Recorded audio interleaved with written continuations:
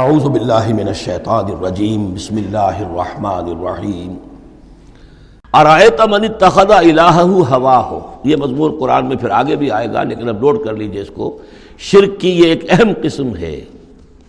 بڑے بڑے موحدین جو ہیں وہ اپنی جگہ سمجھتے ہیں، بڑے جغادری موحد اپنے آپ کو، وہ بھی ذرا غور کریں کہ شرک ایک یہ بھی ہے۔ شرک صرف قبر پرستی نہیں ہے، صرف یا رسول اللہ کہنا یا علی کہنا وہ بھی شرک ہے، لیکن صرف یہی شرک نہیں ہے، شرک یہ بھی ہے۔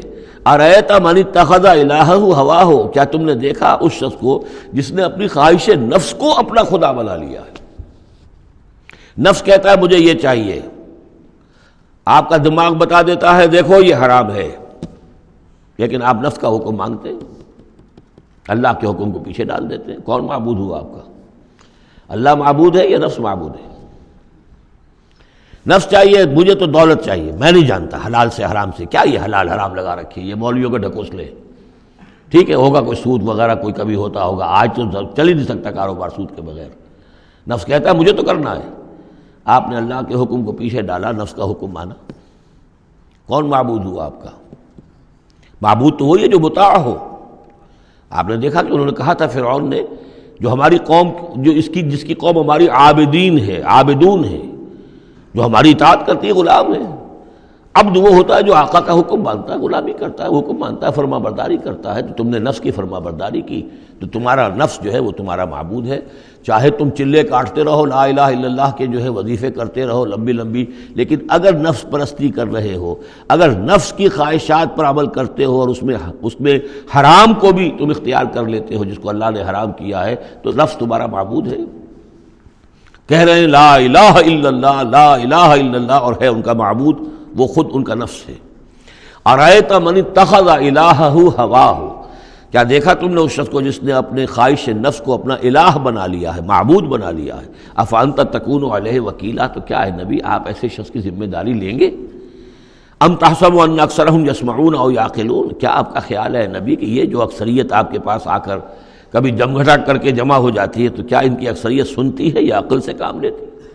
یہ سنتے سناتے نہیں ہیں، یہ صرف اپنے عوام کو دھوکہ دینے کے لیے آتے ہیں کہ ہم تو گئے تھے جی سننے کے لیے، ہمیں کوئی بات ملی نہیں۔ آخر کو بات ہوتی تو مانتے نا، بات کوئی تھی نہیں۔ اتحسب ان اکثرہم یسمعون او یعقلون ان ھم الا کالانعام، نہیں ہے یہ مگر صرف چوپایوں کے مانند، بل ھم اضل سبیلا، بلکہ ان سے بھی گئے گزرے ہیں۔ چوپایوں کو تو اللہ نے وہ چیزیں دی نہیں تھی جو ان کو دی ہیں، وہ عقل دی نہیں تھی جو ان کو دی ہے، لیکن یہ کہ یہ ان سے بھی گئے گزرے ہیں۔ الم تر الی ربک کیف مد الظل، کیا تم نے دیکھا نہیں اپنے رب کی طرف کہ کیسے اس نے تاریکی کو پھیلا دیا؟ جب رات ہوتی ہے تو گویا کہ پورے اس پہ زمین کے اوپر تاریکی کی چادر جو ہے اوڑھ دی، جیسے کالی چادر ڈال دی گئی ہو۔ کیف مد الظل، رات کی تاریکی کی چادر اللہ اڑا دیتا ہے۔ وَلَوْ شَاءَ لَجَعَلَهُ سَاكِنًا، اگر اللہ چاہتا تو پھر اسی رات کو مستقل کر دیتا، یہ رات کھڑی رہتی ہے، کبھی دن نہ آتا۔ یہ اس سے پہلے سورہ قصص میں آیت آ چکی ہے، قصص میں آئے گی۔ قُلْ أَرَأَيْتُمْ إِنْ جَعَلَ اللَّهُ عَلَيْكُمُ اللَّيْلَ سَرْمَدًا إِلَىٰ يَوْمِ الْقِيَامَةِ مَنْ إِلَٰهٌ غَيْرُ اللَّهِ يَأْتِيكُمْ بِضِيَاءٍ۔ ویسے اس سے پہلے یہ مضمون آ چکا ہے کہ اللہ تعالیٰ جو ہے اگر مستقل طور پر دن کر دے تو کون رات لائے گا، اور مستقل طور پر رات کر دے تو کون دن لائے گا؟ تو اگر یہ رات قائم رہتی، اللہ چاہتا تو اس قائم رات ہی رہتی۔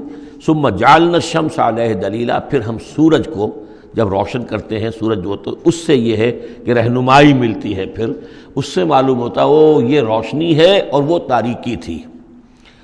تعرف الاشیاء بازدادها ثم قبضناہ الینا قبضا یسیرا، جب سورج طلوع ہوتا ہے تو آپ نے دیکھا ہوگا سائے بڑے لمبے پڑے ہوئے ہیں، پھر رفتہ رفتہ سورج اوپر ہونا شروع ہوا اور سایہ سمٹنا شروع ہوا، گویا کہ کوئی کھینچ رہا ہے، تنابیں کھینچ رہا ہے، ان کی یہ سائے جو ہیں اب سمٹ کر آ رہے ہیں۔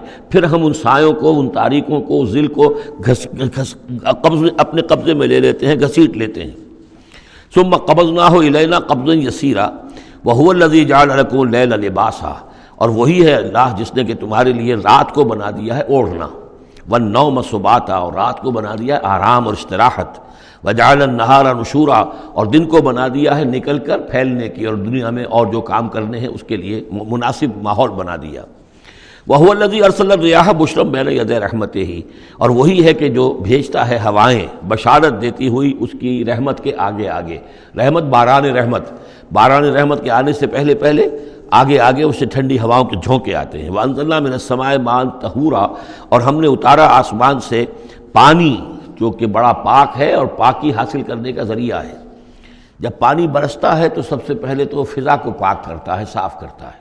اس کے جتنے بھی وہ اس میں گرد و غبار ہے، جو پولیوشن ہے، اس سب کو بارش جو ہے اس کو صاف کرتی ہوئی نیچے لے آتی ہے، اور پھر اس کو لے جا کر سمندر کے اندر ڈال کر، اور پھر ڈسٹیلیشن وہاں سے شروع ہوتا ہے، اور وہ سارا گند وغیرہ جو ہے وہ سمندروں کے اندر رہ جاتا ہے، اور پھر بالکل صاف بخارات جو ہیں، بالکل صاف پانی جو ہے وہ اوپر جاتا ہے.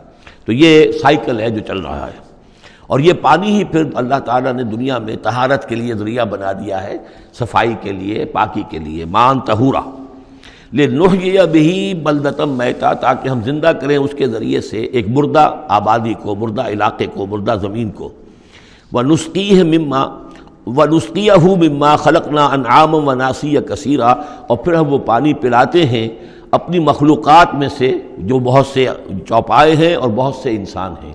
تو یہ پانی کا جو سائیکل چل رہا ہے، اس سے ایک طرف صفائی ہوتی ہے، فضا کی صفائی، زمین کی صفائی. اشخاص اور افراد بھی پھر اپنی صفائی نہانے دھونے کے لیے استعمال کرتے ہیں. اس کو ہمارے ہاں کہا جاتا ہے یونیورسل کیریئر. پانی کہیں کنزیوم نہیں ہوتا باڈی کے اندر، یہ جسم کے اندر، یہ وہاں بھی ایک سرکولیشن کا ذریعہ بنا ہوا ہے، خون کو سرکولیٹ کرنے کا، اور اسی کے ذریعے سے جو بھی وہ چیزیں ہیں کہ جو میٹابولزم کے جو نتائج ہیں کہ جن کو نکالنا جسم سے ہوتا ہے، وہ کہیں گردے کے ذریعے سے، کہیں وہ پھیپھڑوں کے ذریعے سے وہ چیزیں نکلتی ہیں. تو در حقیقت یہ پانی کا کام صفائی ہے، ہمارے جسم کے اندر بھی یہ صفائی کا کام کرتا ہے.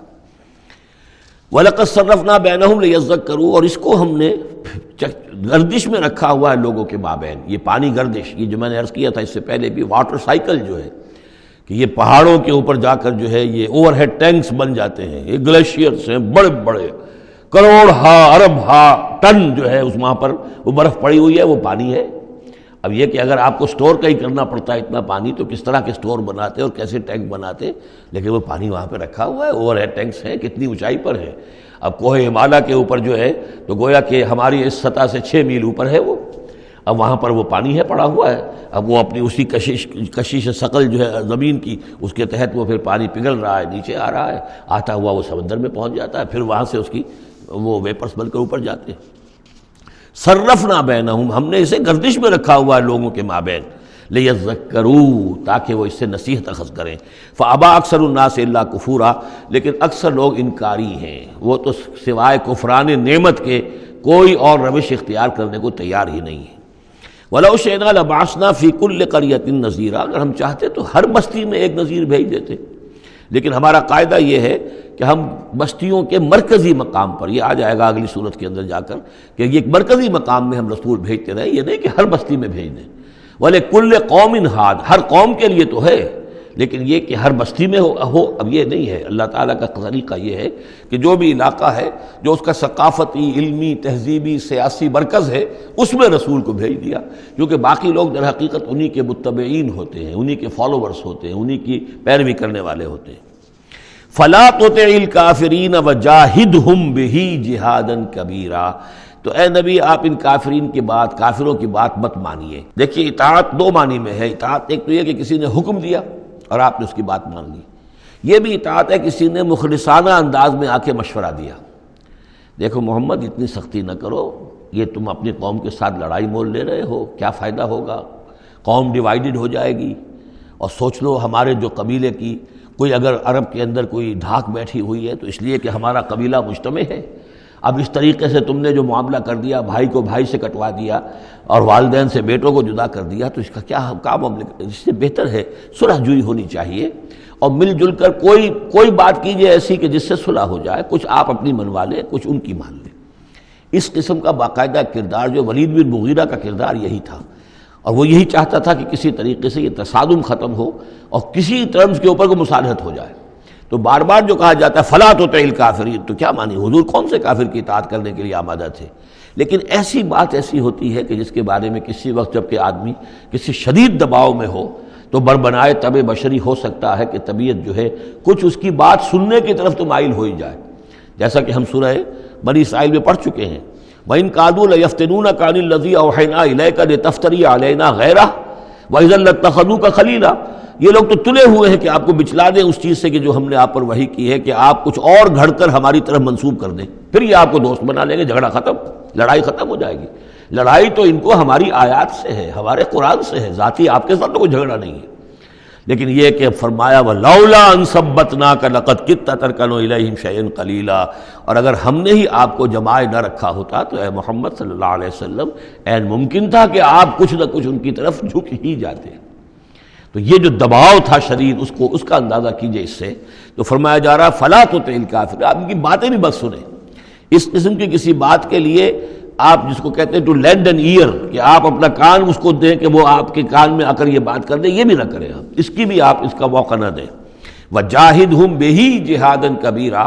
اور آپ ان کے ساتھ اس قرآن کے ساتھ جہاد کیجئے. یہ قرآن تلوار ہے، اس کے ساتھ جہاد کیجئے اور بڑا جہاد کیجئے.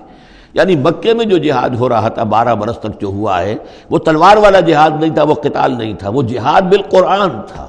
یہ بہت اہم موضوع ہے جس پہ میری تقریر موجود ہے، کتابچہ موجود ہے، بلکہ 2 ہے، جہاد بالقرآن اور پھر جہاد بالقرآن کے 5 محاذ. آج بھی ہمارے ہاں جو بھی قومی مسائل ہیں، ملکی مسائل ہیں، ہمارے اس وقت اجتماعی مسائل ہیں، واقعہ یہ ہے کہ ان کے لیے 5 محاذ ہیں جن پر کہ قرآن مجید کی شمشیر ہاتھ میں لے کر جہاد کرنے کی ضرورت ہے. اب اس وقت ظاہر بات ہے کہ اس کا موقع نہیں ہے، لیکن یہ کہ اس اعتبار سے کہ ایک انقلابی جد و جہد اللہ کے دین کو قائم کرنے کی جد و جہد میں دعوت قرآن کے ذریعے سے، تربیت قرآن کے ذریعے سے، تزکیہ قرآن کے ذریعے سے، یہ ساری چیزیں ہم پڑھتے چلے آ رہے ہیں. تبشیر قرآن کے ذریعے، انذار قرآن کے ذریعے، تذکیر قرآن کے ذریعے، اور جو سینوں کے اندر کے جو روگ ہیں ان کا علاج قرآن سے، شفاء لما فی الصدور، نصیحت قرآن سے، یہ سارا قرآن سے. تو اس حوالے سے جاہدہم بہ جہادا کبیرا. صدق اللہ العظیم.